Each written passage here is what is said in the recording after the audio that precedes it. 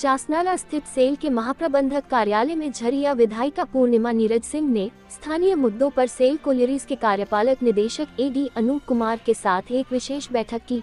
इस बैठक में झरिया विधायिका ने चासनाला अंतर्गत तासरा प्रोजेक्ट को चालू कर स्थानीय लोगों को झारखंड सरकार के निर्देशानुसार 75% लोगों को रोजगार उपलब्ध करवाने, स्वास्थ्य के क्षेत्र में सेल के अधीन क्षेत्रों में निवास करने वाले स्थानीय लोगों को मैनेजमेंट की तरफ से स्पेशल कैंप के माध्यम से बेहतर स्वास्थ्य सेवा मुहैया करवाने, महिलाओं को मुफ्त सैनिटरी नैपकिन उपलब्ध करवाने, सेल द्वारा संचालित विद्यालयों में बुनियादी सुविधाएं उपलब्ध करवाने, गरीब परिवार के बच्चों को निःशुल्क शिक्षा मुहैया करवाने, जीतपुर और चासनाला में कार्यरत स्किल्ड लोगों को समायोजित करने की मांग प्रबंधन से किया। इसके साथ ही CSR के तहत विभिन्न कार्यों के क्रियान्वयन संबंधित अनुशंसा पत्र पर प्रबंधन द्वारा कृत कार्रवाई की जानकारी मांगी। प्रबंधन के ओर से एडी अनूप कुमार ने बताया कि तासरा प्रोजेक्ट आने के बाद ओपन कास्ट माइंस चालू करने की दिशा में प्रबंधन कार्य कर रही है। 26 साल का ये प्रोजेक्ट कार्य चलेगा। सरकार के निर्देशानुसार 75% स्थानीय को नियोजन करने की दिशा में प्रबंधन सकारात्मक कार्य करेगी। प्रोजेक्ट से प्रभावित लोगों को मैनेजमेंट हर संभव मदद करेगी। जीतपुर कोलियरी चालू करने की दिशा में CIMFR के रिपोर्ट का प्रबंधन इंतजार कर रही है। विगत 4 माह से सिंफर सर्वे कर रही है। जल्द रिपोर्ट मिलने पर कोलियरी चालू करने की दिशा में पहल होगी। मोबाइल हेल्थ कैंप के द्वारा स्थानीय लोगों को स्वास्थ्य सेवा मुहैया कराई जा रही है। स्कूल में पढ़ रहे बच्चों, शिक्षकों और शिक्षेतर कर्मियों को आवश्यक आधारभूत सुविधाएं उपलब्ध कराने के लिए प्रबंधन कटिबद्ध है। बैठक में झरिया विधायक ने सेल क्वार्टर को प्रबंधन द्वारा जबरन खाली करवाने पर विरोध जताया तथा लोगों को परेशान नहीं करने के लिए प्रबंधन को कहा।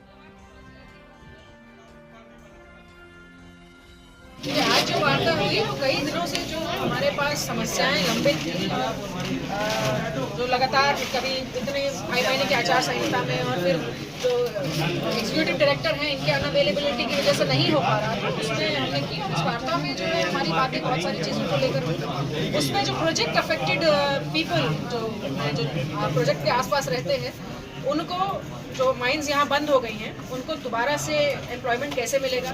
जीतपुर में जो हमारी माइंस बंद हो गई है, किन कारणों से बंद हुई, बंद तो हो गई लेकिन जनता को बस वहाँ जो लोग काम कर रहे हैं उनकी नौकरी चली गई, उनको बस इतना पता, उनको ये नहीं पता कि किन कारणों से बंद हुई है, उसमें किसकी क्या गलती है। तो जीतपुर में जो माइंस बंद हुई उस पर हमारी बात हुई कि टाटा को इसमें जो है रिस्पॉन्सिबल होना पड़ेगा, टाटा को अपनी जिम्मेदारी उठानी पड़ेगी क्योंकि दोनों माइंस एक दूसरे के अगल बगल में हैं। अगर एक वजह से दूसरी बंद हो जाती है तो पहले तो इतना सारा जो हमारा नेचुरल रिसोर्सेज है सरकार का, वो जो है उसमें हम कुछ नहीं कर पा रहे हैं, वो बर्बाद हो जाएगा।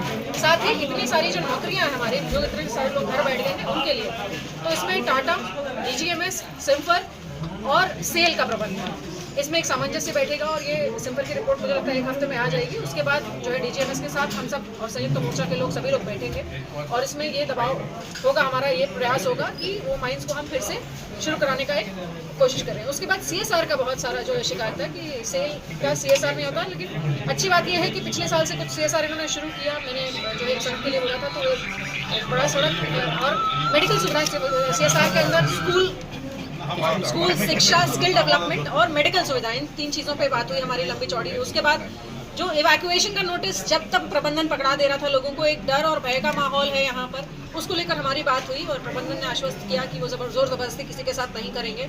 तो इन्हीं सारे मुद्दों पे बात हुई है, बहुत पॉजिटिव बात हुई है। कई सारी बातें जो है, कई मामले जो है हाईकोर्ट में लंबित हैं, उसमें प्रबंधन की अपनी बात है और हमारी अपनी बात है, क्योंकि हमारा ये प्रयास रहता है कि जो सुख सुविधाएँ हैं, जो एम्प्लॉयमेंट है, वो ज़्यादा से ज़्यादा लोगों तक पहुँचे।